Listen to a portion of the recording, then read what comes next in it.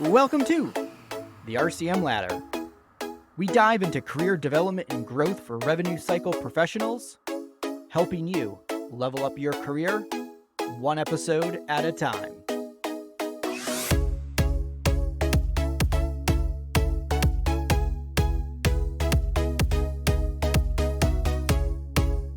This episode of the RCM Ladder is brought to you by our good friends at the Health Exchange.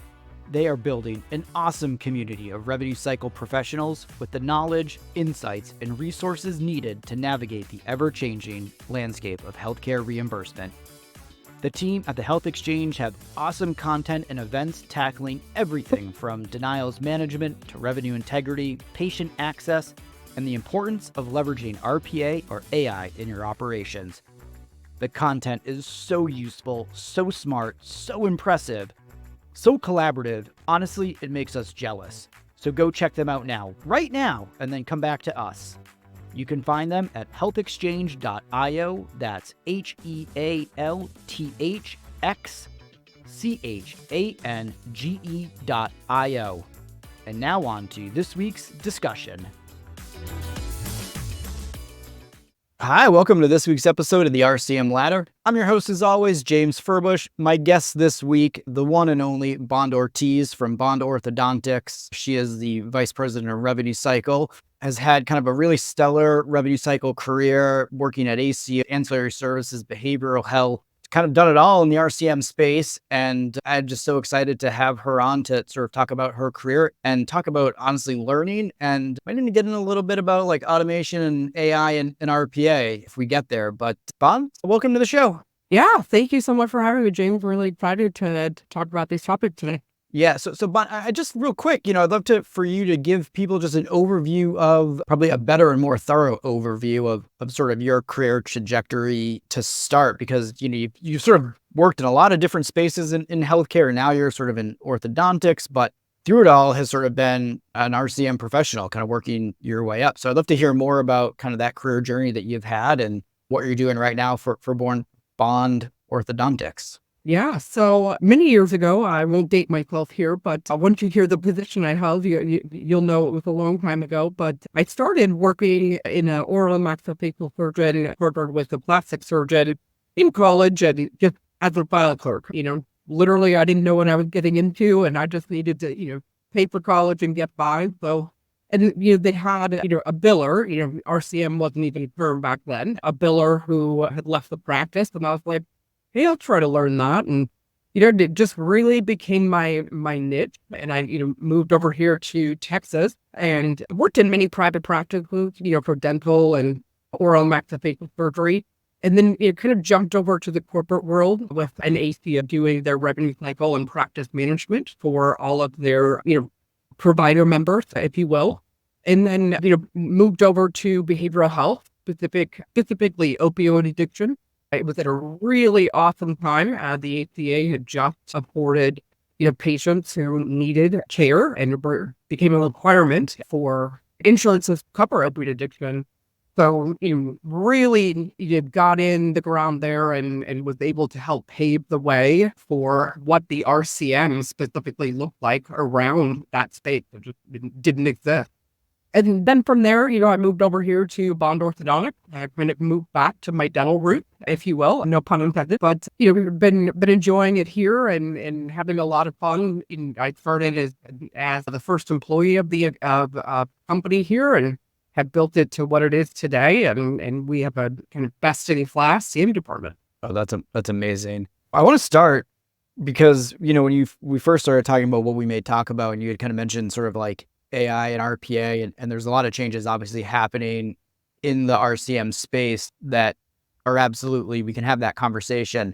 But what I want to tie it into is you starting your career, you mentioned like filing physical papers and that's, I think only in like 15, 20 years. I mean, that it's not a huge time. The time gap is not large, but the technology change almost probably is. And I think for you, as you sort of think about that evolution, how do you personally, that's a huge learning curve. And so I'm curious for you in your career, like how important learning is, and like what do you do honestly to sort of keep up with that sort of pace of change, right? Because that sort of pace of change can probably be very daunting, I would think.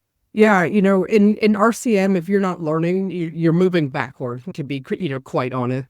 It's an ever-changing game, whether, you're in healthcare or you're in the dental space or behavioral health space. The rules of the game change all the time. So if you're not learning, like I said, you're stagnant or moving backwards, and you're doing a disservice to your revenue cycle team and company, to be quite honest.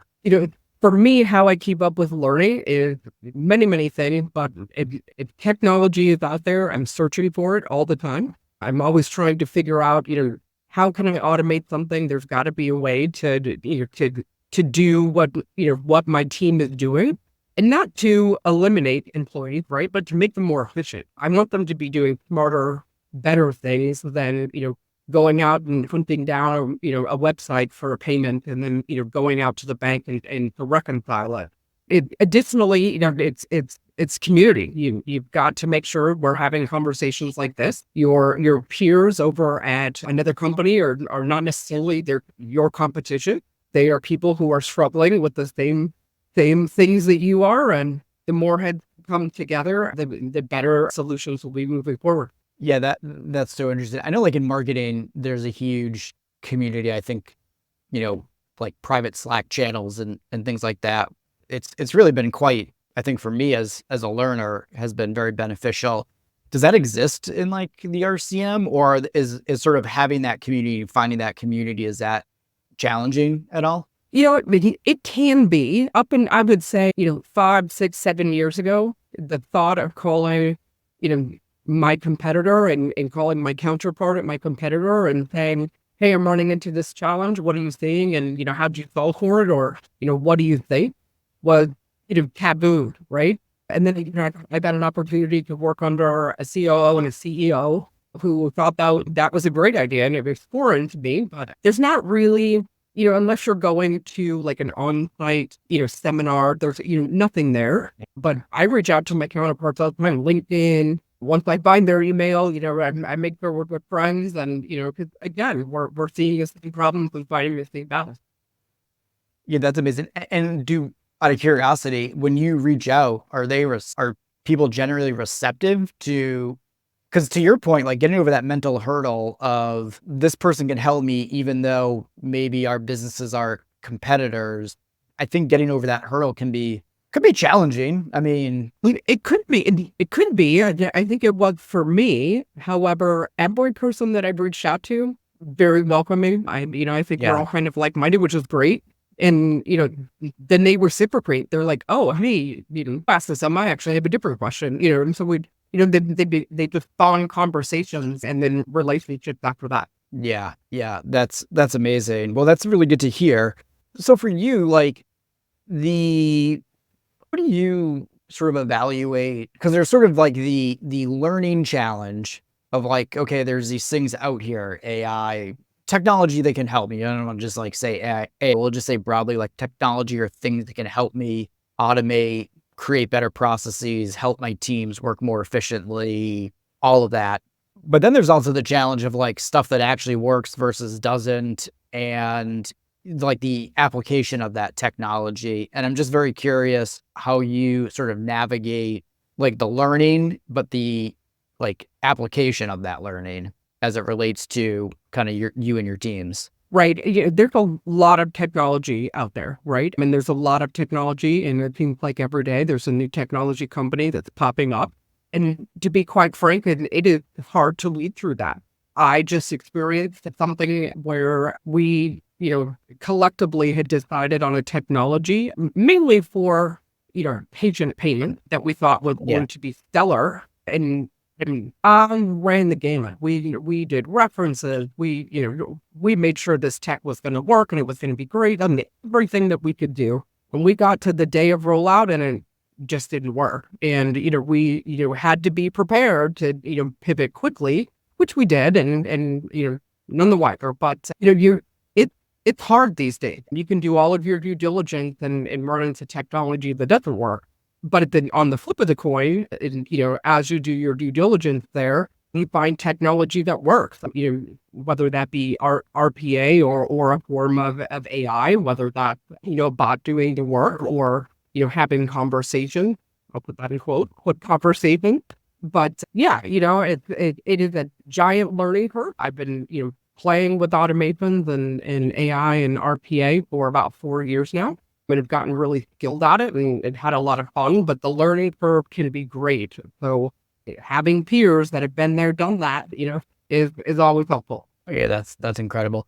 What are some of the ways that you are using these technologies right now that you're playing around? Like, are there use cases that you're like, oh, I would recommend this use case or this approach 9 out of 10 times to other people if they asked me? Yeah, I really like RPA technology. We use a lot of it: payment posting, bank account reconciliation, insurance eligibility, benefits, some claims auditing, both before a claim goes out and afterward.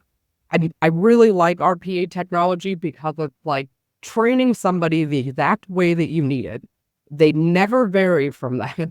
And they work 24 hours a day, 7 days a week, and it's wonderful. And I, we have a great provider of our RPA now, and love everything that they've done for us and made our life simple and been able to keep my team, one, relatively small, and then two, focused on the things that matter. That's interesting. So, yeah, so I'm curious what the impact on your team, because I know like that's also the other, right? I mean, the natural inclination, I think people we got families, we got mortgages. The natural is like, I don't want to be replaced for my job, but you're saying there's been a good upside for your team. They've embraced some of this technology and stuff. Here at Bond Orthodontics, I had the luxury of being an employee or a team of one, right? But I came from a team of 60. And I knew I didn't want a team of 60 ever again, right? It's hard to manage human errors left and right, and again, we're human. We can't work as fast and as efficient as, an automated. I mean, it is what it is. So here is a team of one. And for me, it was like, okay, what can I do to, one, not overgrow a team and just throw people at a problem? What are real solutions to getting the work done and done efficiently and accurately? So that way, for me, I'm not eliminating jobs and I'm not necessarily a proponent for that.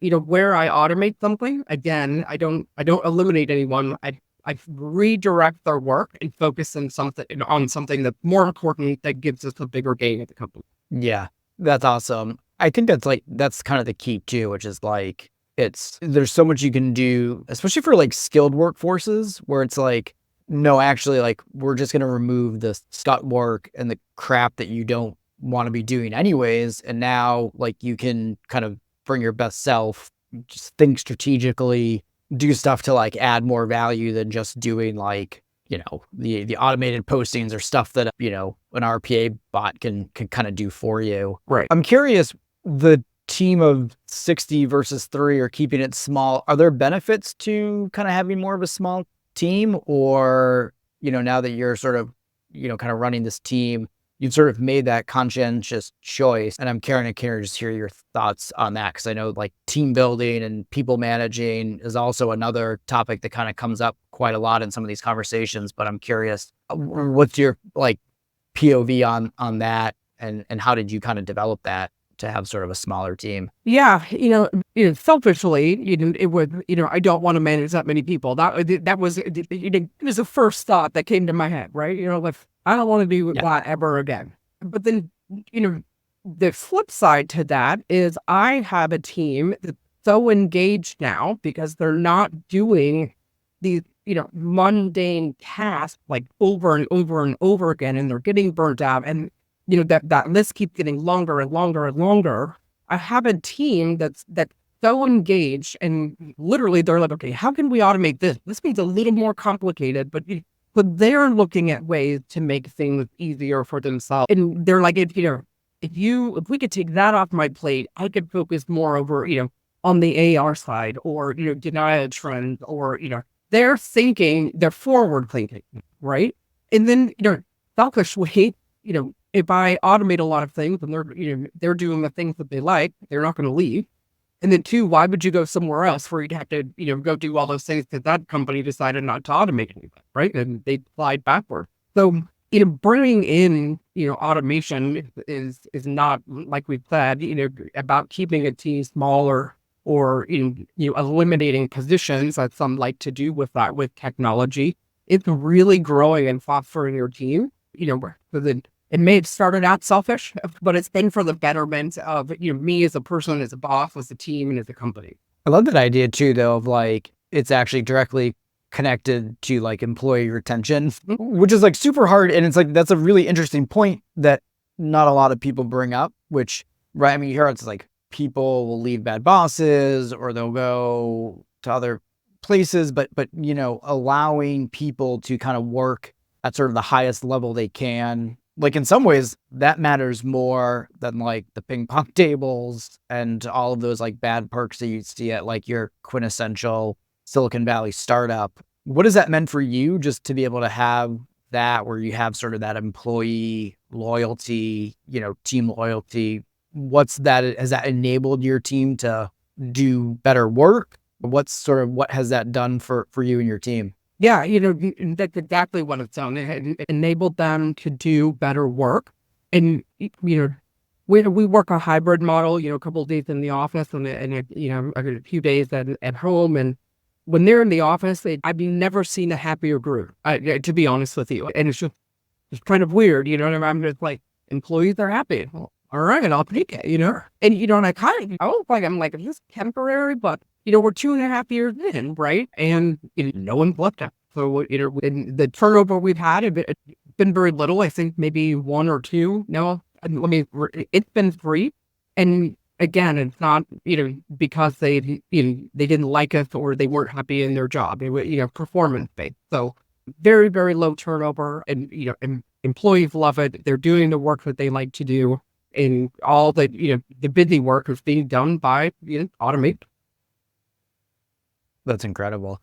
And do you have, first of all, I mean, that's awesome. That is absolutely a feather in your cap. I mean, Yeah. like having happy employees who come in and like want to be at work. I mean, that is a never ending challenge, I think. But do you have, so like for sort of the way that you've sort of built out do you guys have like sort of a roadmap or a process that you sort of put into place? Or is it more like, we got to solve this challenge? I'm just sort of curious how you attack or sort of build out or decide to build out, right? Because there's probably a lot of systems, there's a lot of processes. I always think about someone early in my career made the point, like, don't ever automate a bad process. Because if you have a bad manual process and you automate it, then it's just going to lead to a million more problems down the road. And it lives rent free in my head sometimes. Like I think about that quote all the time about like, don't automate a bad process. So I'm very curious for you,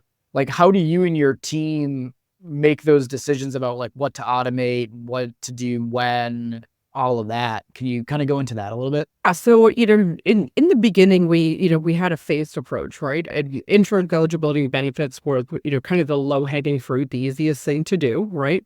And so that was, again, automating it, getting the information, populating it into a PDF and putting it back out to our partner doctors, staff, right? But then, we're like, well, we could take this a step further. We saw how it worked. It was like glorious, right? So we're like, let's take it a step further and actually populate it into the PMS so not just, it doesn't just affect my RCM team now. Now it's affecting our doctors. No, doctors don't have to enter in this information. They're like, what? So then it became like, well, how else can you do this? I'm like, well, let's look at payment posting, and, because the offices were like, that's, pain in the rear, and we're not switched over to EFT. And it's like, okay, we can get all this done. So we came out of, really need at the beginning, but now we're smack dab in the middle of moving everybody over from 9 different EHR systems to 1 EHR system, which we're super excited about and been great. And, but you're right, don't automate a bad process. We had 9 bad processes, right? So where we could automate, if the EA isn't full enough, we did, even though it was going to be temporary. But now that we're, about 50% of the way through with our EA transition, it's great because standardization comes in with that as well. And everything is done the same, and the audit can be even more. Collectively as a team, how we look at things, I task my team, I'm like, tell me what you're doing that's repetitive, right? And let's sit down and see how we can automate that. But if I take that off your plate, they also have to tell me what they can pick up, right? So, and it becomes, I get their buy-in with, right? So it's really needs-based. And then what can be in how we're doing it right now with the, changeover of EHR, it's based on, how many partner doctors are converting and what we can turn on at that time. And do you have to get, I'm curious, so when you make some of these changes that impact doctors, for instance, do you have to, is there any sort of like buy-in that you have to get? Hey, we're going to do X as like a roadshow where you're presenting out, and does that come into play at all? Exactly what we do. Usually I'll test a new process first with some of our older practice doctors or our clinical advisory board. And I'll test out the process first, especially if it's going to impact them. But usually when I bring an idea and, hey, listen, I know you're doing XYZ. How would you like to not do that anymore? They're like, yeah, tell me how. And I'm like, oh, we'll do this. And they're like, sign me on. So it's about how you talk to them and how you present it. Because it is there for them to, again, right. Patients and they're right there all day long. In orthodontics, you've got parent all day long. Your phone calls that are coming in, you've got a doc, changing it 3 times, doing this left or right. The last thing they want to do is, verify insurance and do data entry. If I could take it away from them, they're usually set. But you've got some that are like, wait a minute, our process has always been like, I'm like, well, what if I tweak that? It's fun navigation, but usually it's not a hard sell, especially when it's advantageous to them. Yeah. Oh, okay. That's yeah. Always make it what the upside for them is. I feel like I struggle sometimes, like with the, getting the leadership buy-in conversation. So shifting gears real quick. So, as you sort of think about sort of the totality of your career so far, I mean, has there anything that's been surprising to you about working in revenue cycle? I mean, even going back to like your college, it was like part-time while you're in college, and now here it's sort of been your life's career in a lot of ways. And so I'm curious, has there anything that's surprised you the most about working in revenue cycle? In revenue cycle compliance always shocked me all the time. And the reason why I say that is, throughout my entire career, I've been in, many, roll-ups. When we get in to look at what their existing, revenue cycle looks like and their processes and how they, build or, what they're billing for or whatnot. And it always surprises me how non-compliant they are. I'm like, I have to do education on it, right? And I'm just like, you can't bill it that way. You can bill it this way, but you can't bill it that way. You're kind of deal. And they're like, what? What do you mean? And I'm like, well, that changed back in, 2007. They're like, so it just shocked me the compliance of offices that I will encounter on a daily basis. That's fascinating. Mm-hmm. Do you think it's because if the regulations change or the compliance things change? I mean, I'm assuming that's at like a state or federal level. It's not well communicated back, or they just somehow miss it and don't, like, what do you think leads to that? It's that, but I also think it's a lack of education. What I see a lot of times, the people doing have been in that same position in that same location for 15, 20 years, and they don't stay up with the times, right? That they do it this way. It's always worked for them until it doesn't. And then they, finally go out and figure out why it's not. And then they do it that way. It's just lack of education, I think. And I see most of the time. It's so great because that ties back to like where the conversation started, which is like the importance of learning, like having a learning mentality as an RCM professional. Are there other skills like that you think are crucial to sort of carry through to help people advance their career or just be successful in RCM aside from the ability to constantly learn? You have to be able to, I would say, adaptation to change, right? Accept that it's going to change and, figure out a way to embrace that and continue to move forward. I see a lot of employees who have, a challenge with change, if that makes any sense. And that's kind of a skill set. If you are anxious about change, the RC world is not for you. Yeah, and that's probably like life in general too, right? I mean, that's like just more broadly, but I love that. Are there things that you're working on to sort of develop some of those skills, that sort of adaptability or that ability to, because, part of it is like, I do think, being comfortable, right? Like there is that sort of like, if you get into a routine and that comfortability, like sometimes that's nice where you can go and this is gonna sound bad, but like you put your job on autopilot a little bit. And so you don't have to think about it too much. I would imagine there's temptation for that to be appealing to people in some way. And so I'm kind of curious, like, are there things that you do because it sounds like you've got a pretty well honed ability to not suffer that. And so I'm curious, are there things that you do, or is that just sort of an innate that you've always been like that? I definitely was not always like that. I used to be a person who was like, change what? Why are you doing that? Absolutely not. I had a really good COO that I worked under before who helped me with that.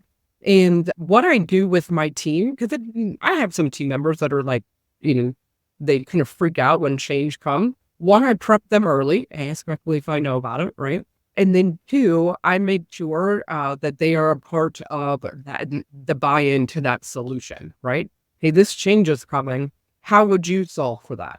And I find that when I get employee buy-in, the change goes, I'd probably say 90% of the time, smoother than it would have, because there's always, road bumps and little roadblocks that you come into within a change. But getting their buy-in and their thought process on solution, one, it, helped me and helped them. But then two, it helps them grow. They become more critical thinkers in learning to think outside the box. Yeah, I love it. Well, and what I like about that too is that it makes them feel empowered, I would think, like your team. Because a lot of times too, if you're in an organization and it's like hierarchical, or you got to get approval for like, you can kind of lose your will to want to like go the extra mile. But if you've got a manager who is like, hey, how would you solve this? Let's kind of work through. Like, I would think that's a very empowering thing for, an associate, an analyst, a manager, whatever level that position might be. So I love that, like, empowering your employees to kind of come up with solutions to sort of help them navigate that change. That's powerful.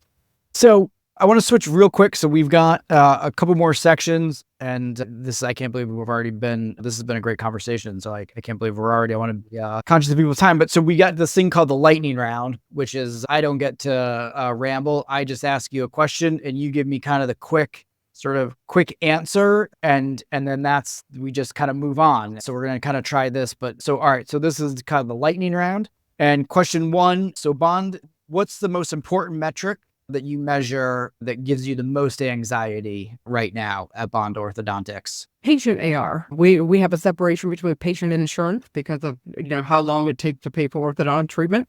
Patient AR gives me the mistake. And is that so? And I'm breaking my own rule.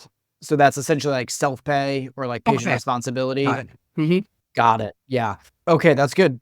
2. What's the biggest goal you want your team to achieve this year in 2024?